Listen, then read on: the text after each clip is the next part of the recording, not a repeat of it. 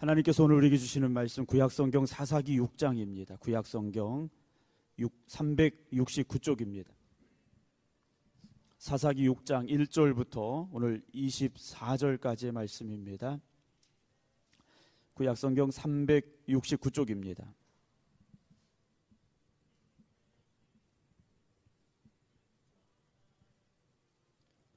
구약성경 369쪽 사사기 6장 1절부터 24절까지의 말씀인데요.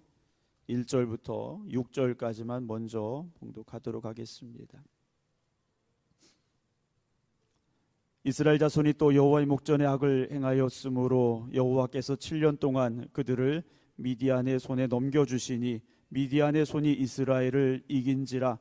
이스라엘 자손이 미디안으로 말미암아 산에서 웅덩이와 굴과 산성을 자기들을 위하여 만들었으며 이스라엘이 파종한 때면 미디안과 아말렉과 동방 사람들이 치러 올라와서 진을 치고 가사에 이르도록 토지소산을 멸하여 이스라엘 가운데 먹을 것을 남겨두지 아니하며 양이나 소나 나귀도 남기지 아니하니 이는 그들이 그들의 짐승과 장막을 가지고 올라와 메뚜기 떼같이 많이 들어오니 그 사람과 낙타가 무수함이라. 그들이 그 땅에 들어와 멸하려 하니 이스라엘이 미디안으로 말미암아 궁핍함이 심한지라. 이에 이스라엘 자손이 여호와께 부르짖었더라. 아멘. 할렐루야. 하나님의 크신 은혜가 오늘 함께 예배드리는 우리 모든 성도 여러분들 가운데, 또 오늘 온라인으로 함께 예배드리고 계신 임승자 집사님, 김효옥 권사님, 박경원 집사님, 김소영 권사님, 김성자 권사님, 강영순 권사님, 박선 성도님, 이용수 권사님, 안국현 집사님 위에도 함께 하시길 주님의 이름으로 축복합니다. 날씨가 너무 춥습니다. 네. 작년에 제가 이사 와서 몸도 마음도 추웠는데 이번 겨울은 마음은 안 추운데 몸이 참 춥습니다. 네. 영하 오늘 새벽인가 영하 19도 이렇게 온도가 내려갔는데요. 참 추운 것 같아요. 그 북극에 있어야 될 그 차가운 바람이 내려왔다고 하죠. 그래서 원래 이렇게 추면 안 되는데, 물론 겨울이니까 추운 게 당연하긴 합니다만 생각보다 또 예전보다 좀 더 많이 추운 것 같습니다. 그런데 이제 마음이 추우면 몸은 더 추운 것 같아요. 마음이 따뜻하면 그래도 괜찮은데 마음이 추워지면 왜 이렇게 추운지 모르겠다라는 그런 생각이 들 정도로 참 추운 것 같습니다. 오늘 예배드리는 여러분들의 마음속에 하나님의 은혜와 사랑이 충만하셔서 여러분들의 마음이 하나님의 은혜로 뜨거워지시고 하나님의 사랑으로 충만하여지시기를 주님의 이름으로 축원합니다. 제가 이제 군대에 있을 때 대대에 있었거든요. 대대에 있었는데 이제 대대 본부라서 의무병들도 이제 같이 옆에 있었습니다. 근데 아파서 가면 약을 지워주는데 약 종류가 거의 다 비슷했어요. 네. 머리 아파서 가든 배가 아파서 가든 약 종류가 거의 비슷했습니다. 아마도 뭐 대대에 있는 곳에서 처방해 줄 수 있는 한계가 있었기 때문이지 않을까라는 생각은 해보지만 뭐 이렇게 약 종류가 거의 똑같았던 것 같아요. 지금 생각해 보면 뭐 위장약, 뭐 진통제, 뭐 이런 정도가 기본적으로 들어갔겠죠. 정확한 처방을 해줄 수가 없었던 아마 그런 형편에 있었기 때문에 대충 어느 정도 진통이라든가 뭐 이런 아픈 것, 이런 것들을 좀 없애주는 약만을 썼지 않았을까라는 생각을 해보게 됩니다. 우리가 살면서 참 많은 문제들이 있습니다. 인생을 살다 보면 야, 이런 문제도 있구나 싶을 정도로 참 많은 문제들을 우리가 접하면서 살아가게 돼요. 특별히 이제 목회자이다 보니까 성도님들과 이렇게 대화를 나누고 또 상담을 하고 또 신방을 가고 이러다 보면 정말 이런 어려움을 겪고 계시는구나라는 생각이 들 정도로 하는 생각이 드는 그런 어려움, 저거 정말 저도 겪어보지 못했던, 저도 생각하지 못했던 그런 어려움 가운데 있는 분들도 있음을 보게 됩니다. 어떻게 우리가 그런 문제들의 해결의 방법을 내놓고 또 처방을 할 수 있을까? 참 고민이 되죠. 그런데 성경은 딱 한 가지로 우리에게 처방전을 내려줍니다. 기도하라고 하십니다. 기도하라고 하셔요. 기도라는 건 하나님께 모든 것을 맡기고 그 열쇠를 하나님 앞에 구하는 것, 그게 기도지 않습니까? 어떤 분들은 그래, 목사님 다 해봤는데요. 그럼 기도하셨습니까? 기도만 안 해봤어요. 하시는 분들이 있는데, 다 해봤는데 기도만 안 했다면 아무것도 안 한 것과 다를 바가 없습니다. 여러분, 기도하시는 줄로 제가 알고 있고 또 믿습니다. 네, 2023년은 우리가 가장 먼저 기도할 수 있는 그런 기도의 자리가 여러분들 앞에 놓여져 있기를 주님의 이름으로 축원합니다. 설 명절 기간 동안에 설날만 이제 새벽 기도를 하루 세상말로 말해서 쉬었습니다. 네, 세상말로 말해서 쉬었는데 그날 주일 예배 드리고 났는데 왜 이렇게 피곤한지 모르겠어요. 새벽 기도를 안 했는데 더 피곤하더라고요. 그래서 오후가 됐는데 왜 이렇게 피곤하지? 이렇게 생각을 해보니까 기도를 안 해서 피곤한 것 같더라고요. 저희 교회는 새벽 기도 쉬는 날, 이제 설날, 추석날, 네, 이렇게밖에 없습니다. 네, 다른 특별한 날 새벽 기도 쉬는 날은 없고, 혹시나 제가 출타하게 되면 우리 장로님들이라도 이제 예배인도 하시니까요. 우리 교회는 365일은 아니고 이틀 빠지는 1년 내내 기도하는 교회, 그런 교회 됐으면 좋겠습니다. 제 친구 목사님 중에 아주 훌륭한 목사님이 계셔요. 어떻게 훌륭하냐면 거기는 저녁마다 기도회가 있습니다. 네, 저녁마다 30분씩 기도회를 매일 하셔요. 새벽 기도 안 하느냐? 새벽 기도도 매일 하셔요. 제가 따라 해보려고 했는데 저는 못할 것 같더라고요. 그래서 아직 엄두도 못 내고 있는데, 여러분 그 교회를 보니까 그렇게 뭐 큰 교회는 아니에요. 하지만 건강한 교회입니다. 여러분, 기도하는 교회가 건강한 교회고요, 기도하는 성도가 건강한 성도가 되는 겁니다. 영적으로 더욱더 건강해지고, 그래서 우리 생극교회가 이 지역에 다시 세상의 빛으로 우뚝 설 수 있는 귀한 한 해 되기를 주님의 이름으로 소망합니다. 오늘 사사기 6장은 우리가 사사기에서 가장 유명하다고 할 수 있는 기드온이라는 사람이 부름받게 되는 과정이 시작이 되어지고 있습니다. 오늘 6장 1절은 이스라엘 자손이 또 여호와의 목전에 악을 행하였으므로 라고 시작을 하죠. 지난주에 말씀을 드렸습니다. 평안함이 계속됐어요. 몇 년이나 됐습니까? 그 위에 5장 31절을 보면 그 땅이 40년 동안 평온했다 그랬어요. 평온했습니다. 그런데 그 평온함의 끝은 무엇이었느냐? 하나님의 말씀을 떠나가는 것이었다라는 거죠. 하나님이 주시는 평안함 속에 살아갔던 그들이, 하나님의 은혜와 돌보심 가운데 살아갔던 그들이 어떻게 했습니까? 여호와의 목전에 악을 행하였다 그랬어요. 하나님께서는 지금 이스라엘 백성들을 지켜보고 계시다라는 거죠. 하나님이 다른 데 계신 게 아니라는 거예요. 그들 앞에 계셨는데 그들은 그 하나님 앞에서 불순종하고 우상을 섬기는 삶으로 다시 돌아갔더라는 거예요. 하나님 목전에서 악을 행했다라는 것은 성전 앞에서 죄를 지었다라는 것이 아니라 하나님이 지금 나와 함께하고 계시고 내 앞에 거하고 계시다는 것을 잊어버린 순간 우리는 하나님 앞에서 죄를 짓는 사람들이 될 수밖에 없습니다. 목사인 저도 여러분들도 항상 내가 하나님 앞에 있습니다라는 그 긴장감을 놓쳐서는 안 된다라는 거죠. 전에도 말씀드렸습니다만 운전하다 보면 가끔 길을 가다 보면 교통 순경들이 있지 않습니까? 잘못한 것도 없는데 괜히 긴장을 해요. 네. 신호등 앞에 왠지 조금 더 서 있어야 될 것 같고 속도 계기판을 한 번 더 쳐다보게 되고 이런 마음을 가지게 돼요. 제가 운전을 좀 제 아내 표현을 쓰면 우리 목사님은요 운전을 좀 빨리 해요. 네. 네, 제가 조금 속도는 빨리 달립니다만 정확한 건 신호는 잘 지킵니다. 네, 신호는 정말 잘 지키는데 하나님 앞에 서 있습니다라는 그 경각심을, 영적인 경각심을 우리가 놓치는 순간 영적으로 우리는 느슨해지게 되고 느슨해지면 영적으로 어두워질 수밖에 없습니다. 그러면 하나님의 말씀보다 지금 내 눈앞에 보이는 육신적이고 세상적인 일들이 더 급하게 보여지게 되고 그 일에 더 집중할 수밖에 없더라는 거죠. 1절 다시 보면 여호와께서 이 죄악을 행하는 이스라엘 백성들에게 7년 동안 그들을 미디안의 손에 넘겨주셨다 그랬어요. 어디에 있어야 됩니까? 하나님의 손에 붙잡혀 있어야 됩니다. 하나님의 손 안에 있어야 돼요. 그런데 하나님께서 그들을 놔버리셨어요. 어디에다가요? 미디안의 손에 놔버리신 거예요. 여러분, 우리는요 하나님 손에 붙잡혀서 살아야 됩니다. 하나님 말씀에 붙잡혀서 살아야 돼요. 여러분, 그게 힘들다고 생각하십니까? 그게 좀 귀찮다고 생각하십니까? 그래야 우리의 영이 산다라는 거죠.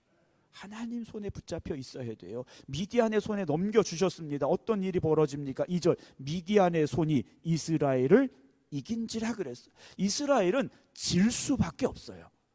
이스라엘이 무슨 뭐 군대 조직이 있습니까? 뛰어난 장군이 있습니까? 뭐 훌륭한 왕이 있습니까? 아무것도 없어요.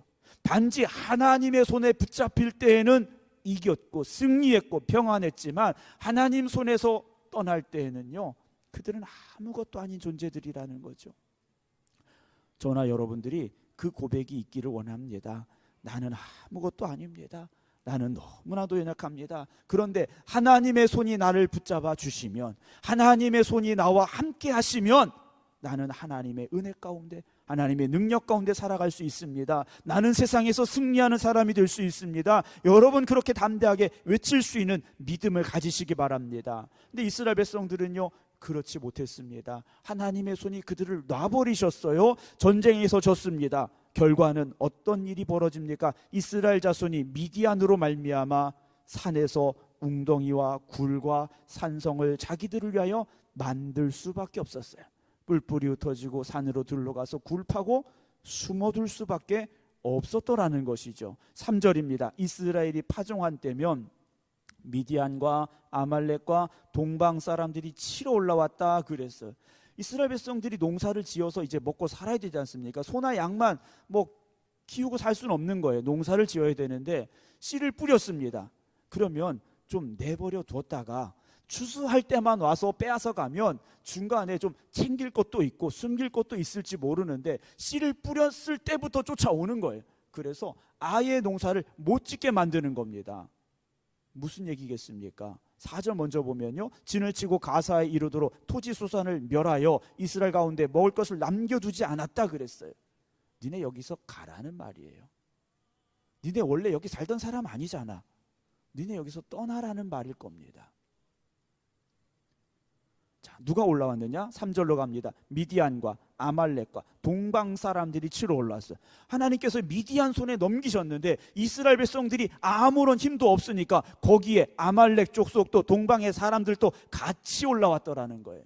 여러분, 우리가 하나님의 손에서 노임을 당한다면, 우리가 하나님의 손에 붙잡혀 있지 않다면 여러분, 우리에게 이런 일이 벌어질 수밖에 없다라는 겁니다. 얼마나 두렵고 힘든 상황입니까? 이들이 올라와서 아까 말씀드렸죠. 4절, 진을 치고, 아예 진을 쳤어요. 군대가 거기 주둔하게 되는 겁니다. 가사에 이르도록 토지 소산을 멸하여 이스라엘 가운데 먹을 것을 남겨두지 아니하며 양이나 소나 나귀도 남기지 않았다 그랬어요. 5절, 이는 그들이 그들의 짐승과 장막을 가지고 올라와, 아예 짐승과 장막을 가지고 올라왔어요. 우리 여기 살 거다 하고 쫓아온 거예요. 얼마나 올라왔느냐? 메뚜기 떼같이 많이 들어왔다 그랬어요. 셀 수 없이 많은 미디안 족속들, 아말렉 족속들, 동방의 사람들이 이스라엘 백성들이 살고 있는 땅에 들어왔다라는 거예요. 왜 이렇게 됐습니까? 그들이 하나님 목전에서 악을 행했기 때문입니다. 이들이 군대가 없어서가 아니에요. 이들이 뛰어난 장군이 없어서가 아니라는 겁니다. 하나님을 섬기지 않았더니, 말씀에 순종하지 않았더니 이렇게 됐더라는 거예요. 그럼 우리가 지금 사사기 6장까지 왔는데 이런 일들이 몇 차례 지금 반복이 됐지 않습니까? 어느 정도 생각이 있으면 깨달아야죠. 그런데 또다시 죄를 짓고 있다는 겁니다. 이들의 죄가 뭡니까? 말씀에서 벗어난 거지 않습니까? 하나님 뜻대로 살지 않았더라는 거예요. 하나님이 그들을 기뻐하지 아니하시니 그들에게 찾아온 것은 무엇입니까? 6절에 이스라엘이 미디안으로 말미암아 궁핍함이 심한지라 그랬어요. 이에 이스라엘 자손이 이제서 무엇합니까? 여호와께 부르짖었다 그랬어요.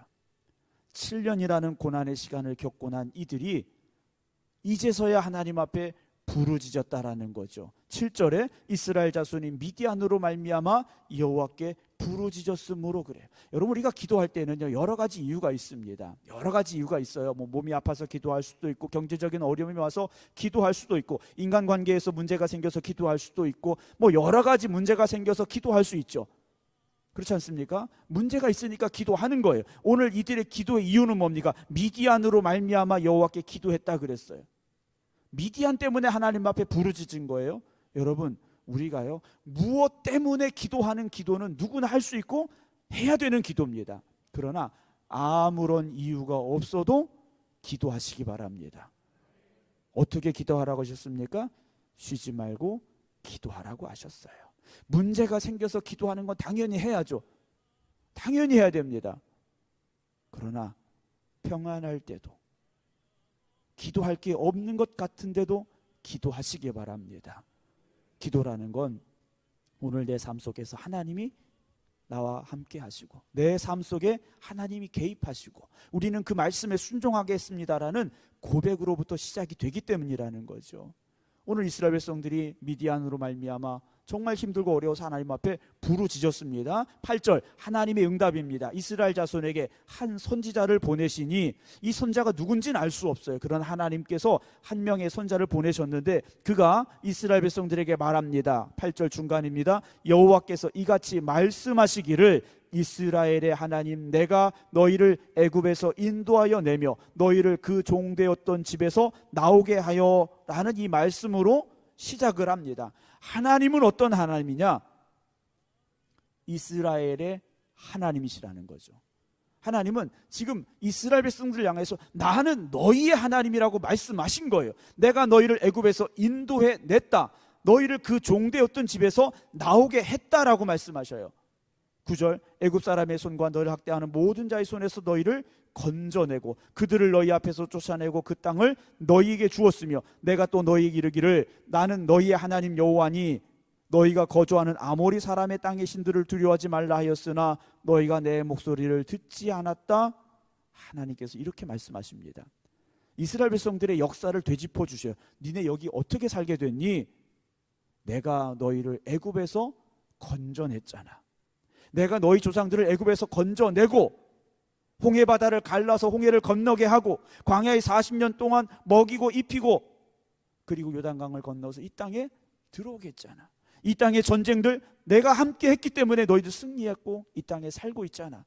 그런데 왜 너희가 나를 두려워하는 것이 아니라 아모리 사람의 땅의 신들을 두려워하고 있니? 왜 내 목소리는 듣지 않니? 하나님께서 지금 선자를 보내셔서 이렇게 말씀하고 계셔요. 사랑하는 성도 여러분, 우리가 두려워해야 될 것은 사람이 아닙니다. 우리가 두려워해야 될 것은 세상이 아닙니다. 하나님이십니다. 아브라함이 이삭을 번제로 바치려 했을 때 하나님께서 아브라함에게 하신 말씀, 네가 나를 경외하는 줄 내가 이제 알았다라고 말씀하셔요. 성경에 경외라는 단어가 거기 맨 처음 등장을 합니다. 하나님을 경외하고 있다라는 거죠. 아브라함이 하나님을 경외합니다.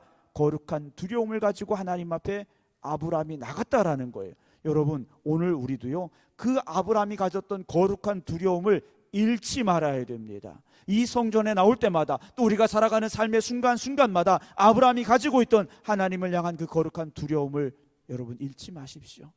하나님을 경외하는 그 신앙의 자리에 여러분 서시기 바랍니다. 하나님께서 이스라엘 백성들을 향하여서 너희가 내 목소리를 듣지 않는구나, 너희가 내 말을 듣지 않는구나 말씀하고 계셔요. 여러분, 하나님은 오늘도 우리에게 말씀하고 계십니다. 하나님은 오늘도 우리에게 말씀하셔요. 성경을 통해서도 말씀하시고 설교자의 입을 통해서도 말씀하시고 우리가 삶을 살아가는 삶의 모든 것들을 통해서 하나님은 말씀하셔요. 그 말씀이 보여지고 깨달아지는 사람은요 아침에 뜨는 태양만 봐도 그 속에서 하나님이 나에게 하고자 하시는 말씀이 들려지게 된다라는 거죠. 그런데 그 은혜를 잃어버리면, 그 고백을 우리가 빼앗겨버리면 성경을 읽어도 하나님의 음성이 들리지 않습니다. 글자로밖에 보여지지 않습니다. 설교를 들어도 하나님의 음성이 들리지 않습니다. 사람의 소리로만 들려지게 된다라는 거죠. 여러분, 하나님을 향한 거룩한 두려움을 가지고 매일매일의 삶을 살아가시기 바랍니다. 그런데 이스라엘 백성들이 이 말씀을 듣고 회개하고 통곡하고 하나님 우리가 잘못했습니다 돌이켰느냐? 반응이 없어요. 반응이 없습니다. 하나님께서 선자를 보내셔서 이렇게까지 말씀하셨는, 정확하게 말씀하시는 겁니다. 왜 너희가 나를 두려워하지 않니? 아모리 사람의 땅에 있는 저 우상들을 왜 두려워하니? 너희가 왜 내 목소리는 듣지 않니? 이렇게 말씀하시는데도 이들이요, 하나님의 말씀을 제대로 들었다면 회개해야 되는데 그렇지 못했어요. 여러분, 우리가 하나님의 말씀을 들을 때 나에게 주시는 말씀으로 들려져야 되고 들어야 되고, 그리고 그 말씀에 대한 반응이 있어야 됩니다. 말씀에 대한 반응이 있어야 돼요. 그런데 이스라엘 백성들은요, 듣기만 했지 아무런 반응이 없습니다. 그때 11절, 여호와의 사자가 아비에셀 사람 요아스에게 속한 오브라에 이르러 상수리 나무 아래에 앉으니라. 마침 요아스의 아들 기드온이 미디안 사람들에게 알리지 아니하려 그랬어요. 성경에 보면 마침이라는 단어가 자주 등장을 합니다. 마침이라는 단어가 등장을 해요. 그러면 우연이라고 볼 수 있지 않습니까? 세상적인 표현을 쓰면 우연이라고 볼 수 있어요. 그런데 우연이 없죠. 하나님 앞에서는 우연이 없습니다. 하나님 앞에서는 절대 우연이 없어요.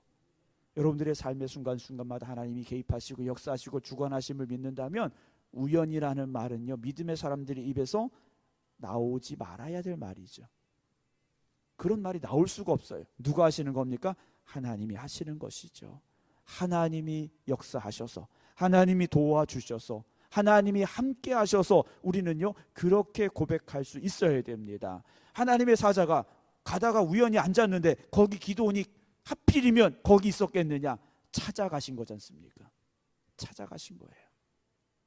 기드온이 뭐하고 있었습니까? 미디안 사람에게 알리지 아니하려 하여 몰래, 쉽게 말하면 몰래 밀을 포도주 틀에서 타작하더니 그랬습니다. 기드온이 어떻게 해서 추수를 했어요. 그런데 이걸 몰래 어떻게 가지고 집에 왔습니다. 그런데 이걸 드러내놓고 타작할 수가 없는 거예요. 타작은 기쁨의 자리지 않습니까? 뭐 잔치를 벌릴 수도 있고 마당 큰 넓은 데서 두드려가면서 해야 되는 게 타작이에요. 그런데 포도주를 밟아서 즙을 내는 그 틀 안에 조용히 들어가서, 여기서 타작이라는 이 말은요, 그냥 그 곡식 나다를 이렇게 그냥 긁어내고 있는 거예요. 두드리는 것도 아니고 그냥 뜯어내다시피 하고 있는 그 자리였다라는 겁니다. 12절, 여호와의 사자가 기드온에게 나타나 이르되 큰 용사여 여호와께서 너와 함께 계시도다. 이 말씀을 해주셔요. 여러분, 이 말씀은 뭐 너무 잘하시는 말씀이잖아요. 두려워서 포도주 틀 안에서 추수하고 있던, 타작하고 있던 기드온에게 하나님의 사자가 오셔서 야, 너 큰 용사야? 라고 말씀을 하신 거예요. 참 앞뒤가 안 맞죠. 앞뒤가 안 맞아요. 두려움 속에서 이것마저 뺏길까 봐 걱정하면서 타작을 하고 있던 기드온에게 하나님의 사자가 갑자기 큰 용사여라고 불어요. 근데 그 뒤에 여호와께서 너와 함께 계시도다라는 말을 덧붙여 주죠. 기드온이 원래 큰 용사였느냐? 아닙니다. 아니에요. 두려움이 많은 사람이고요, 생각이 많은 사람이고요, 걱정이 많은 사람이었어요. 그런데 왜 하나님은 이 사람을 택하셨을까라는 거죠. 이상하지 않습니까? 그 당시에 많은 사람이 있었을 텐데 왜 기드온을 택하셨을까? 그 뭐 이전의 배경에 뭐 기드온이 뭐 40일을 작전 기도하는 사람이었더라, 아니면 이 나라에 쳐들어온 미디안 족속을 물리치기 위해서 군대를 모은 장군이었다든가 이랬으면 큰 용사라는 말이 맞을 텐데 왜 큰 용사여라고 불렀을까라는 거죠. 13절 봅니다. 기드온이 하나님의 사자에게 대답합니다. 오 나의 주여 여호와께서 우리와 함께 계시면 어찌하여 이 모든 일이 우리에게 일어났나이까? 라고 말해요. 하나님이 우리하고 함께 계시면 이런 일은 일어날 수 없었을 것입니다 라고 말해요. 그러니까 기드온은 상황을 정확히 알고 있어요. 하나님이 지금 우리하고 함께 계시지 않기 때문에 우리가 미디안으로 인해서 이 고통을 당하고 있다는 걸 알고 있어요. 그 이어지는 말씀 봅니다. 기드온이 뭐라고 말하느냐? 우리 조상들이 일찍이 우리에게 이르기를 여호와께서 우리를 애굽에서 올라오게 하신 것이 아니냐 그래. 하나님이 우리를 애굽에서 여기로 데려오셨다라는 거예요. 그런데 하나님, 그 모든 이적이 어디 있습니까? 그래요. 하나님이 그때 그 큰 기적을 베푸셔서 우리를 여기까지 데려오셨는데 지금은 왜 그 기적이 없습니까? 라는 말이죠. 또 뭐라고 말합니까? 이제 여호와께서 우리를 뭐 하셨기 때문에요? 버리사라고 말해요. 기드온이 어떤 뛰어난 장군이냐, 어떤 뛰어난 성경학자냐, 그걸 떠나서 기드온은요, 지금 이 상황은 하나님이 우리를 버리셔서라는 이유를 알고 있다라는 겁니다. 하나님이 우리를 버리셔서.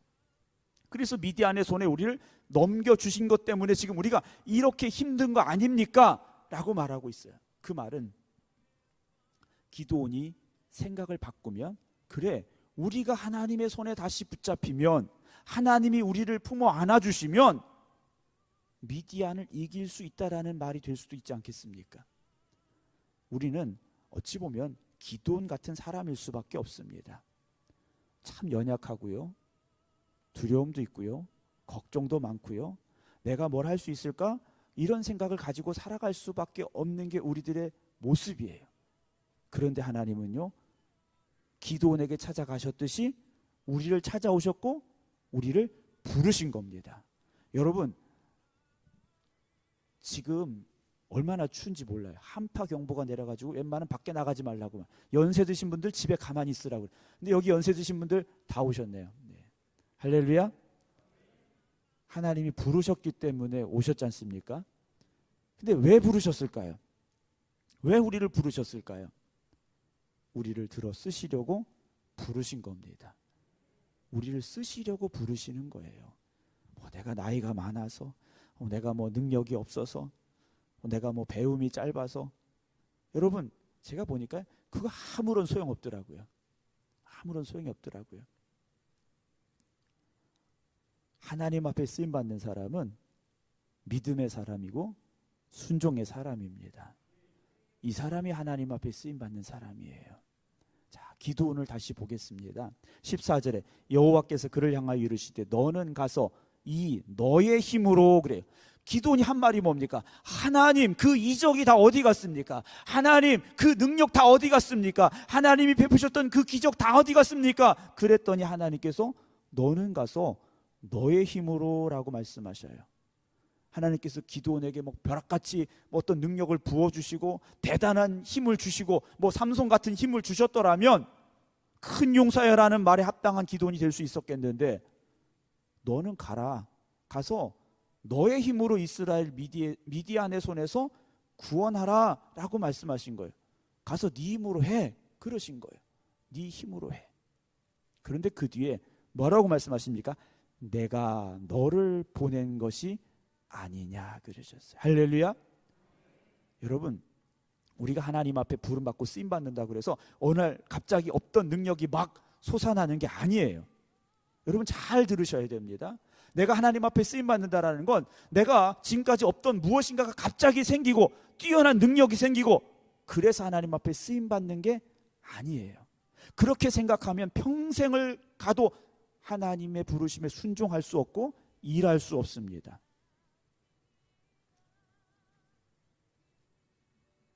대부분의 성도들이요 그렇게 생각을 해요.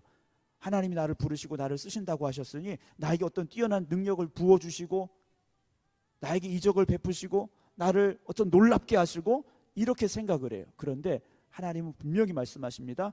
너의 힘으로 라고 말씀하셔요. 우리가 가진 힘 안에서 하는 거예요.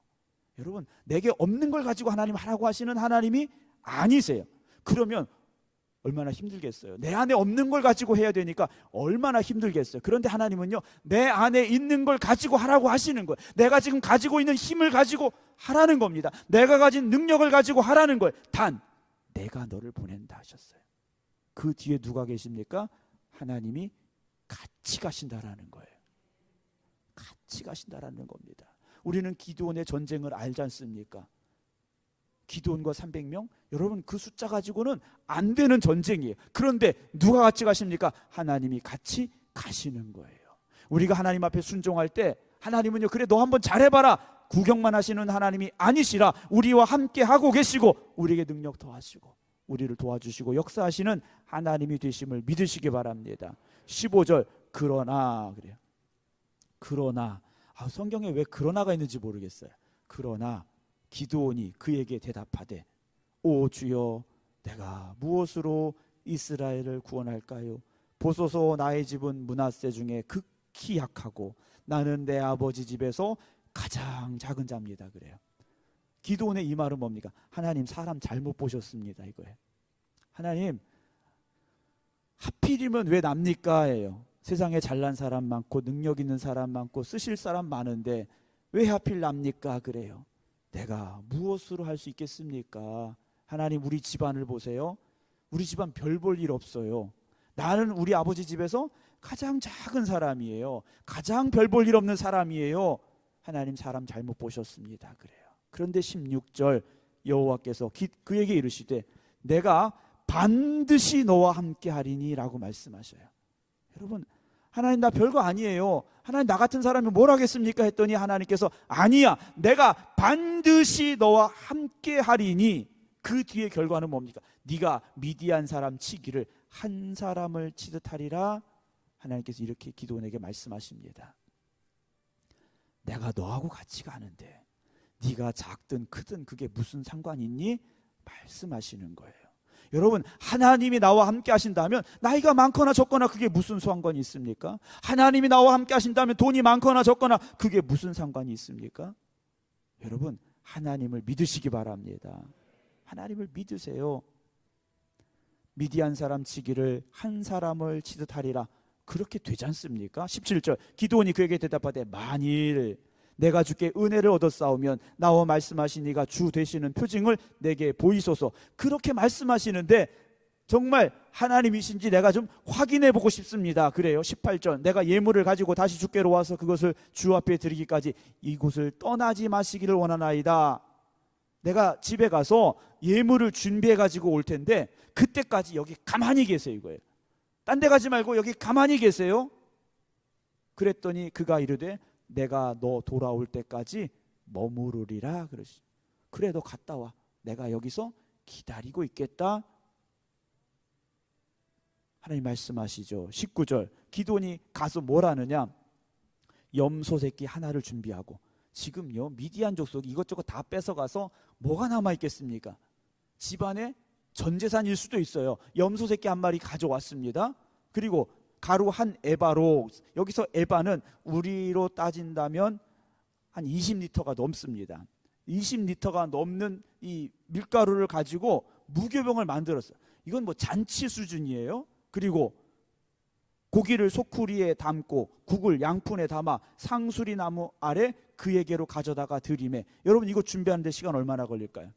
음식 잘 하시는 권사님들 계신데 이거 밀가루 가지고 반죽해서 아무리 발효되지 않는 떡을 만든다고 해도 이거 뭐 1시간 이상 걸렸을 거예요. 오고 가는 시간이 있고. 근데 하나님 거기서 뭐 하고 계셨습니까? 기다리고 계셨어요. 기다리고 계셨어요. 뭐 하려고요? 기도원에게 내가 하나님이다 이거 말씀해 주시려고 기다리고 계셨다라는 거죠. 여러분 하나님은요 참 많이 기다리고 계세요. 하나님은요 우리를 기다려주고 계십니다. 제가 아이들을 이렇게 키워보니까요 부모에게 필요한 것 중에 하나가 기다림이더라고요. 때가 되면 다 해요. 그런데 부모의 입장에서는요 우리 아이가 좀 천재길 원해요. 뭐 다른 애들보다 말도 좀 빨리 하고 계산도 빨리 하고 이랬으면 좋겠어요. 그런데 아이들은요 그렇지 않더라고요. 때가 돼야 하더라고요. 말도 좀 때가 돼야 하고 걷는 것도 때가 돼야 하고. 그래서 엄마는 아빠는 뭐 하는 겁니까? 기다려주는 거잖아요. 어디서 기다립니까? 그 앞에서 그냥 기다려주는 거예요. 보고 기다려주는 거예요. 어찌 보면 하나님께서는 우리를 기다리고 계신 것 같아요. 우리가 영적으로도 성숙해지기를, 우리가 하나님 말씀에 기쁨으로 순종하기를, 하나님 말씀이라면 정말 목숨도 아끼지 않고 헌신하는 그런 자리에 서기를요 하나님은요 기다리고 계신 것 같아요. 기다리시고 계신 것 같아요. 여러분 그렇게 기다리고 계신 하나님 앞에 어떤 사람으로 서기를 원하십니까? 하나님 그렇게 기다리셨는데 활짝 웃으시는 하나님, 그런 하나님의 모습 되길 원하십니까? 아니면 하나님 그렇게 애타게 기다리셨는데 아직도 아니구나, 너 왜 내 마음 몰라주니, 하나님의 이 탄식을 듣고 싶으세요? 저는 오늘 예배드리는 우리 모든 성도 여러분들이 우리를 기다리고 계신 하나님 앞에 기쁨이 되는 믿음의 모습으로 설 수 있길 주님의 이름으로 축원합니다. 자, 기도원이 준비해 왔어요. 20절 하나님의 사자가 그에게 이르되 고기와 무교병을 가져다가 이 바위 위에 놓고 국을 부으라 하니 기도원이 그대로 아니라 그랬어요. 하나님 이거 드시겠습니까? 하나님 이거 안 드시는 분이에요. 여기다 다 부어라 그러셨어요. 그러면 그 다음에 어떻게 하십니까? 21절 여호와의 사자가 손에 잡은 지팡이 끝을 내밀어 고기와 무교병에 대니 불이 어디서 나왔습니까? 바위에서 나왔어요. 불이요 바위에서 나왔습니다. 그래서 고기와 무교병을 살랐고 하나님이 받으신 거예요. 하나님은 받으셨고 기도는 이제 하나님이라는, 내가 지금 만난 이분이 하나님이라는 확신을 가질 수 있게 됐더라는 거죠. 22절 봅니다. 기도원이 그가 여호와의 사자인 줄을 알고 이르되 슬프도소이다. 주 여호와의 내가 여호와의 사자를 대면하여 보았나이다. 그래. 이전까지 기도원이요 의심 반이었다라는 거예요. 정말 하나님이실까? 하나님의 사자일까? 의심하며 들었더라는 거죠. 그런데 하나님인 걸 확인한 겁니다. 이제는 죄인인 자기가 하나님 만났으니 죽을 수밖에 없다. 그 사실을 깨닫게 됐더라는 거죠. 그런데 23절 하나님께서 말씀하십니다. 그에게 이르되 너는 안심하라 두려워하지 말라 죽지 아니하리라 그러셔요. 하나님이 찾아오신 이유가 뭡니까? 너 잘 사나 못 사나 보려고 오신 게 아니에요. 기도원 이 사람이 똑바른 사람인가 잘못된 사람인가 보러 오신 게 아니에요. 하나님은 이미 기도원을 쓰시려고 작정하고 찾아오신 거예요. 그리고 그 기도원이 하나님의 부르심에 응답하기를 하나님은 기다리고 계시다라는 거예요. 여러분 하나님이 우리를 부르신 건요 그냥 한번 쓸만한가 쓸만하지 않은가 그렇게 보려고 오신 게 아니고 그렇게 우리를 찾으신 게 아니라는 거예요. 하나님은 이미 답을 정해 놓으셨어요. 내가 너를 쓰겠다. 하나님은요 그 답을 정해 놓으신 거예요. 우리는 뭐 하면 됩니까? 하나님이 쓰시겠다고 하시니까 하나님 내가 여기 있습니다. 나를 사용하여 주시옵소서 고백하면 된다라는 거죠. 근데 기도원은요 하나님의 부르심 앞에 의심했고요 또 의심했더라는 거예요. 24절입니다. 기도원이 여호와를 위하여 거기서 이제는 진짜 제단을 쌓았어요. 그리고 거기를 뭐라고 부릅니까? 여호와 살롬이라 하였다라고. 여호와는 평강이시다. 하나님의 평안에 대해서 기도원이 그 제단을 쌓고 하나님 앞에 예배 드렸더라라고 오늘 24절까지의 말씀에 기록이 되어져 있습니다. 그러면 기도원이 이 뒤에는 정말 담대함을 가지고 어떤 상황에서든지 달려나가는 믿음의 용사가 됐느냐, 다음 주에 드릴 말씀이고 여러분들 잘 아시는 내용입니다만 또 하나님 앞에 의심하면서 하나님 앞에 확인하려고 하는 모습을 보게 돼요. 여러분 하나님이 나를 부르셨다면 의심할 필요 없습니다. 하나님이 나를 부르셨다면, 하나님이 나를 선택하셨다면 여러분 이것 가지고 또 고민하고 또 기도해보고, 여러분 하나님이 쓰시겠다고 하시는데 목사님 기도 한번 해보고요 이렇게 말씀하지 마세요. 목사님 그 제가 한번 기도해보고 답을 드릴게요 이렇게 말씀하지 마세요. 여러분 목사가 여러분들에게 어떤 일에 대해서 말씀을 드릴 때는요 여러분들이 그 일을 하실만 하기 때문에 부탁을 드린 거고 여러분들이 그 일을 감당할 만하기 때문에 말씀을 드린 거예요. 목사도 고민 많이 하고 여러분들에게 말씀드리는 거예요. 하나님도 마찬가지지 않습니까? 근데 권사님 이거 이렇게 좀 하셨으면 좋겠는데 권사님이 목사님 제가 좀 기도해보고요 이러시면 저도 상처받아요. 네. 하나님도 얼마나 속상하시겠어요. 하나님께서 저나 여러분들을 쓰시려고 부르셨지 않습니까? 그 부르심에 우리는요 고민할 필요가 없어요. 걱정할 필요 없어요. 그냥 순종하시기 바랍니다. 그러면 그 뒤는 누가 함께 하십니까? 하나님이 함께 하시는데 어떻게 함께 하신다고 했습니까? 반드시 내가 너와 함께 하겠다 말씀하셨지 않습니까? 오늘도 그 하나님께서 여러분들을 부르셨음을 고백하시고 그 하나님께서 나와 함께 하심을 믿음으로 말미암아 주님의 부르심에 순종하시고 충성하시고 헌신하는 우리 모두가 되기를 주님의 이름으로 축원합니다. 오늘 예배 끝난 후에 기획위원회 사무실에서 잠깐 모이도록 하겠습니다. 기도하겠습니다. 하나님 아버지 감사합니다. 하나님이 세상 수많은 사람들 가운데 쓰시려고 저희들을 택하시고 부르셔서 오늘도 이전에 모이게 하여 주시었사오니 하나님의 부르심 앞에 순종하는 저희들 되게 하시고 하나님의 뜻대로 살아가는 저희들 되게 하여 주시옵소서. 나의 힘과 나의 능력으로 일하는 것이 아님을 우리가 고백합니다.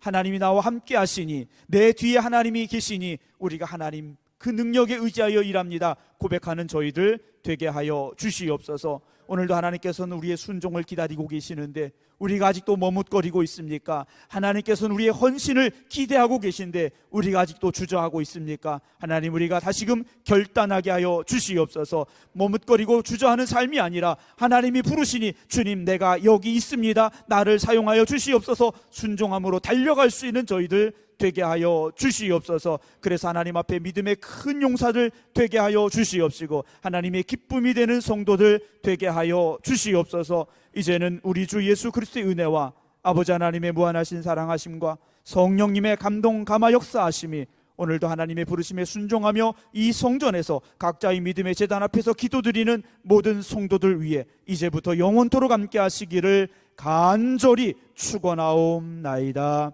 아멘.